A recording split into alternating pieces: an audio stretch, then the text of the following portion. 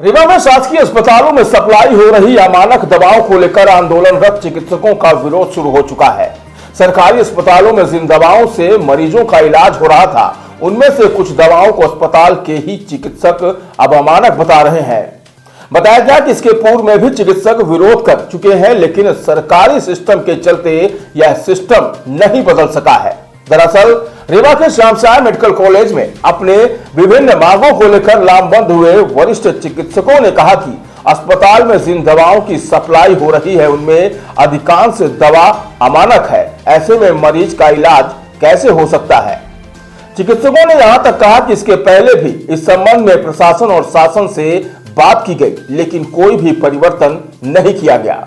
अब इसे सिस्टम का खेल समझे या मजबूरी, लेकिन जिस दवा से मरीज का इलाज ही नहीं हो सकता, उस दवा से विंध्य के सबसे बड़े अस्पताल में मरीजों का इलाज हो रहा है।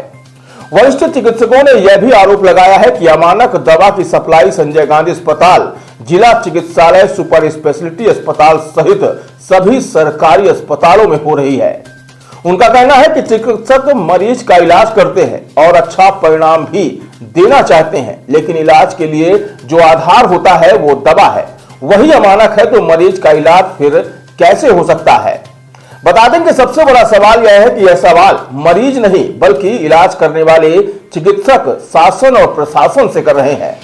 आज श्यामसाय मेडिकल कॉलेज के सामने होली से पहले अमानक दवाओं के विरोध स्वरूप होलिका दहन किया गया और वरिष्ठ चिकित्सकों के द्वारा यह मांग की जा रही है कि गुणवत्तापूर्ण दवा की सप्लाई हो, जिससे आने वाले मरीजों का सफल इलाज किया जा सके।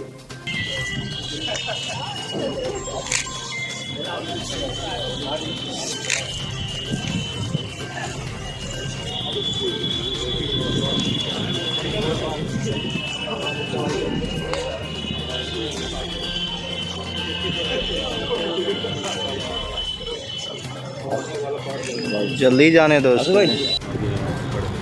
आज ये अमानक दवाई में तो इसका क्या उद्देश्य क्या है, क्या वजह है? इसका उद्देश्य ये है कि जनता को इस बारे में जागरूक करना कि जो हमारे कुछ दवाइयाँ जो सप्लाई में आ रही हैं वो मानक के स्तर पे खरी नहीं उतर रही है। कहने का मतलब ये है कि अगर किसी दवा का एक डोज है जिसका 500 मिलीग्राम हो रहा है, तो हो सकता है उसमें जो दवाई है वो 200 मिलीग्राम हो, या जो उसका कंपाउंड है वो डिफेक्टिव हो, तो वो दवाइयाँ असर नहीं करती हैं मरीज़ पे। और इसमें कई दवाइयाँ लाइफ सेविंग है, जिसमें उनका एक सिंगल इंजेक्शन ज़रूरत पड़ने पर मरीज़ की जान बचा सकता है, जैसे एट्रोपिन है, एमाइनोफाइलिन है, कैल्शियम ग्लूकोनेट है। तो हमारा उद्देश्य ये है कि जो दवाइयाँ हमारे हॉस्पिटल्स में, हमारे मेडिकल कॉलेजेस में आ रही हैं मरीज़ों के इलाज के लिए, वो एक स्टैंडर्डाइज हों, अच्छी कंपनी की हों। अच्छी कंपनी का मतलब जहाँ पे पूरा क्वालिटी कंट्रोल होता हो। अगर वो दवाइयाँ सप्लाई होंगी तो हमारा इलाज बेहतर होगा, हमारे इलाज के रिज़ल्ट अच्छे होंगे और हमारी जो जनता है, हमारे जो मरीज़ हैं, उनको सबसे अच्छा बेस्ट परिणाम मिल सकेगा। ये हमारा उद्देश्य है। गवर्नमेंट द्वारा जो सप्लाई की जाती है वही दवा? हाँ, हमारे जो मेडिकल कॉलेजेस और जो अपने ज़िला अस्पताल हैं या CHC PHC, वहाँ पे सारी दवाइयाँ जो हैं वो गवर्नमेंट से सप्लाई होती हैं और सेंट्रल परचेज के तहत क्रय की जाती है। अभी तक ये दवाइयों का रिसर्च एंड डेवलपमेंट हुआ था, सब कुछ था, पर अभी से अमानक कैसे हो गई? नहीं, आप देखिए, दवाई अमानक नहीं है, जो सप्लाई हो रही है वो अमानक है। सपोज हम कोई दवा लिख रहे हैं, है ना, हम उसका नाम लिख रहे हैं कि लीवोफ्लॉक्सासिन दवा है। दवा तो वो रिसर्च और उससे लीवोफ्लॉक्सासिन इस बीमारी में काम करती है, ये पक्का है, लेकिन जो दवाइयाँ यहाँ मरीजों को दी जा रही हैं वो अमानक पाई गई हैं। तो यहाँ रिसर्च एंड डेवलपमेंट से बात नहीं है, जो सप्लाई हो रही है वो सही ढंग से नहीं हो पा रही है। सर, लगभग ऐसी कितनी दवाइयाँ होंगी, किस किस बीमारी में इस्तेमाल होती हैं? अब जैसे इसमें ये आपने देखा होगा, 3 महीने पहले एक न्यूज़ आई थी, आपके सभी पेपर्स में थी कि ये दवाइयाँ अमानक पाई गई। मैंने आपके PDF फाइल में शेयर भी किया था।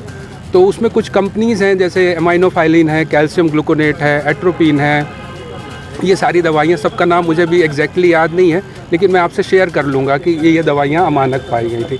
अब ये है कि जो कंपनियाँ ब्लैक लिस्टेड हुई हैं उन पे कार्यवाही हो और आगे इस तरह की कार्यवाही की जाए कि इस तरह की दवाइयाँ पुनः सप्लाई ना हो, क्योंकि ये मरीज़ की ज़िंदगी से जुड़ा हुआ मामला है। तो इन चीज़ों पे हमें पूरी तरह से, मतलब ज़ीरो टॉलरेंस की हमारे पास वो होनी चाहिए कि इस पे हमें किसी प्रकार का मतलब कोई ढिलाई नहीं होनी चाहिए और जो भी इस तरह कर रहा है उनके ऊपर कड़ी से कड़ी कार्रवाई होनी चाहिए।